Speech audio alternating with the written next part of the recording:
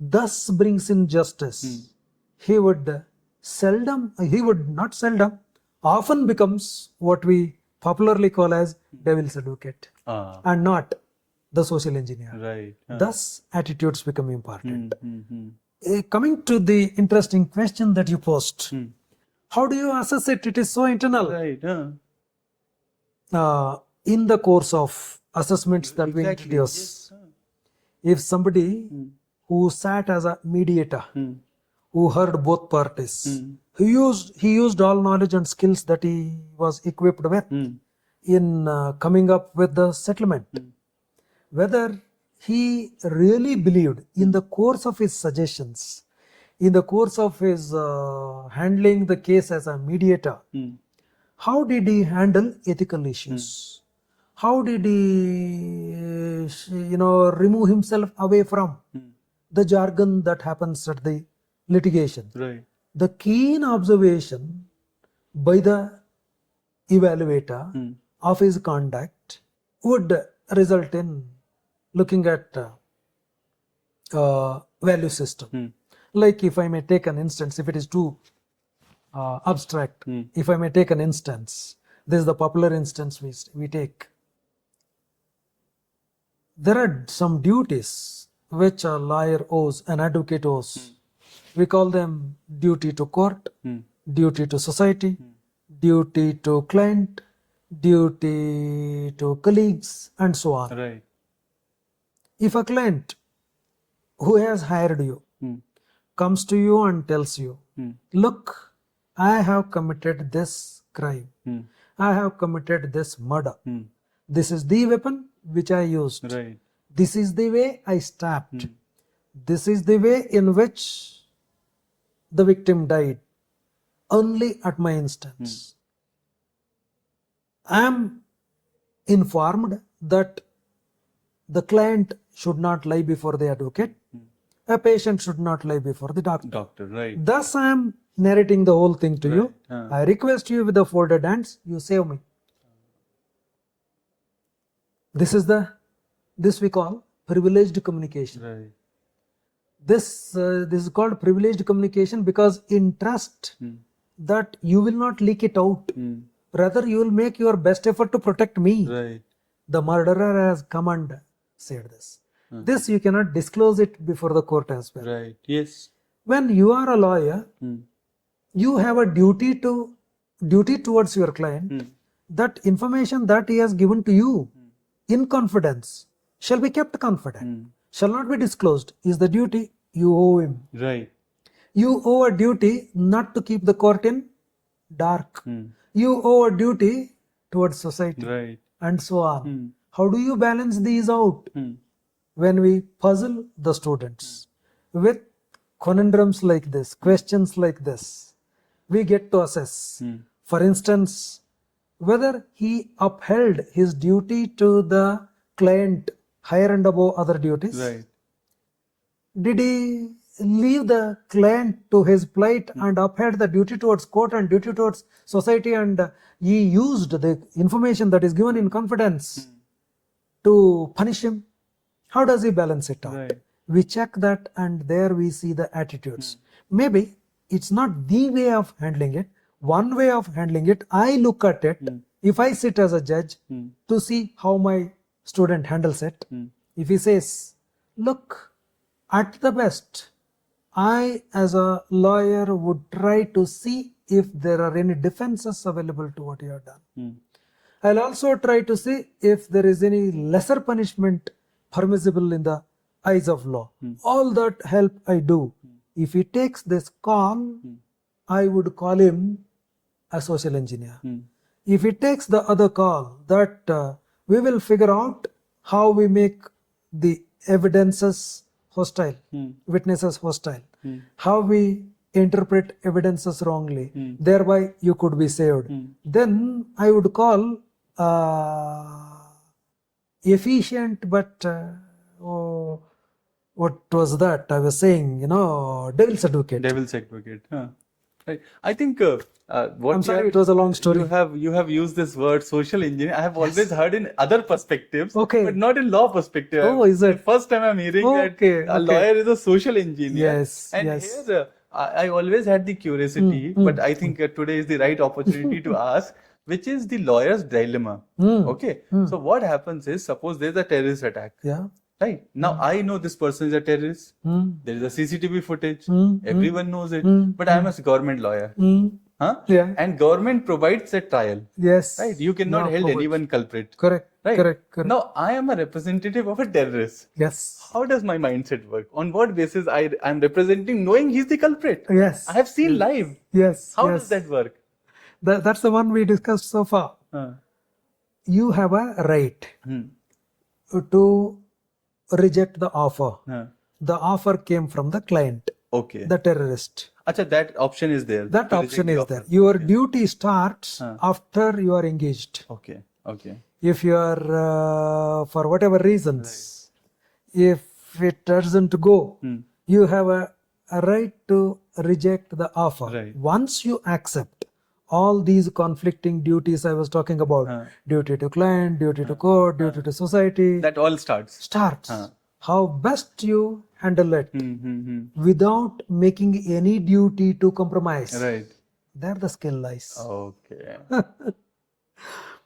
Because you see, you use the right expression, lawyer's dilemma, with full respect to Ramjit Malani, who is called by many as the devil's advocate. He faced the same dilemma. Right. He has been accused of protecting the culprits. Yes. Isn't it? You are I aware think of you that. have perfect example you have given. Isn't it? Yes. But look at the legal mind. All our childhood has been in the same Yes. thing. But look at the legal mind of the famous lawyer, Right. prominent lawyer. Where has he done injustice? Every accused has to be brought to the books of law. Right. If the act done by him doesn't meet the books of law, that's the dilemma Ramjit Malanji has faced. Yes. So long there are no evidences, so long the trial happens in accordance with law, and justice also has happened in accordance with law. Of course, it's a very debatable point. Yes. Without passing any judgment as to what Ramjit Malanji is done is right or wrong. We are only trying to understand the dilemmas a lawyer faces. Right. And that's the dilemma he faced too, Right. according to him. He has done justice in all those cases where we as a layman think he has done a great deal of injustice by protecting the culprits. Right. It is his side of the story that they all have been acquitted through his efforts in accordance with law. Right. So, sir, we are talking about a very interesting part called devil's advocate, and you gave the example of the great Ram Jethmalani. I think he would also be a longest serving lawyer. He was, I Right. think, now if my memory goes right, 94 years. 94 or 96? Could yeah, be, could be, yes. Almost was touching 100, and Exactly. because we Yeah, were 4 years in short, our I believe. college life, and we all were wishing for 100 years of a lawyer. Indeed, yes. Indeed, yes. Great So- soul indeed. Correct, great, yes. And more than that, he is somebody who has set lot of examples. Right or wrong is a Yeah, personal debate, yeah. but somebody who has made a public face, lot of examples, lot of debates in public, and lot of curiosity in general public about law. Yes, lot of And- humor. A lot of humor, and he was master of statements. Yeah, exactly. Huh? He was. He was always giving something for you to talk. I know. Right. So, sir, I was asking that what happens is that you are in a case, right? Now, I know in a case there are two sides. For example, if I take something as gruesome as a murder, now I know this person has done that. There are evidences. But then court says it is by trial. Yeah. Right? Yeah. And as you said that you accept the offer. Yes. After that, you are no longer yours. Yes. Then entire thing changes. Changes. You are a social engineer. Correct. You have to maintain courts Correct.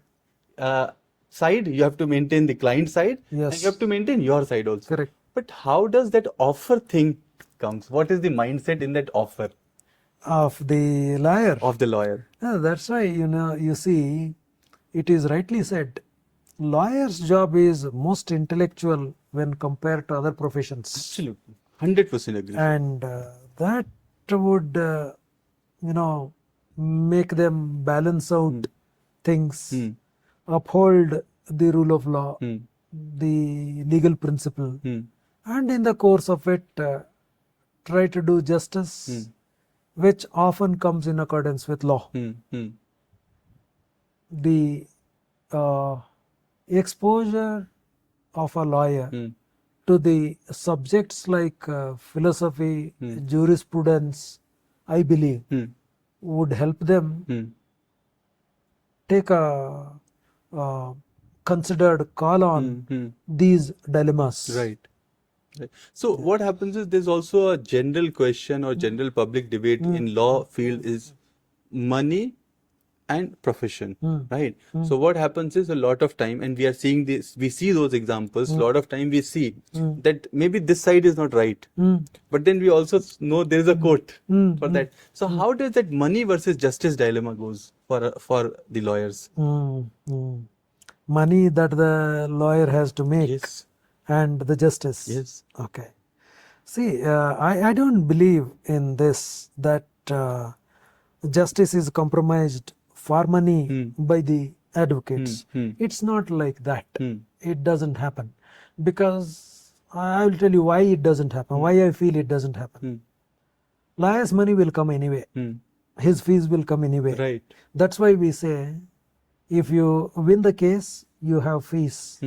If you lose the case, you have fees and learning. Both you have. Both you have. Okay. Both you have. Okay. And rather, the bigger dilemma would be, what makes a lawyer or a judge to say this, to do so, to do in a particular way is justice. Other way around is not justice or injustice. And the people think justice is not done. It should have been done other way around. Right. This is the dilemma. This is the criticism. This is the disagreement that keeps on happening. It happens for a variety of reasons. One, judges are not holy angels descended from the heaven. They are not so free to bring their mindset, their understanding, and say this is right, this is wrong. After all, they have to apply the applicable law, applicable judicial precedents, and thereby decide. In that sense, they are not the ultimate umpires. There is something that binds them, and justice comes according to those set principles. Thus, people tend to agree, disagree. And another reason why people tend to agree, disagree with what is stated to be justice by the courts is this, that law applies in a society which is diverse, which is changing. Understandings are different, context is different. Doing one thing at one time is right, doing same thing at some other time is wrong. Similarly, time, place, context. Context Decides what is right, what is wrong. And on a lighter note, I should say this. I often tell my students, any good lawyer or a good student of law, when a question of law is posed, a good lawyer or good student of law would answer that question of law with this, that it depends. There is no right answer. There is no ready answer. It depends. It depends. Okay. It depends. It depends on the context. Isn't it? Yes. That's why the famous adage,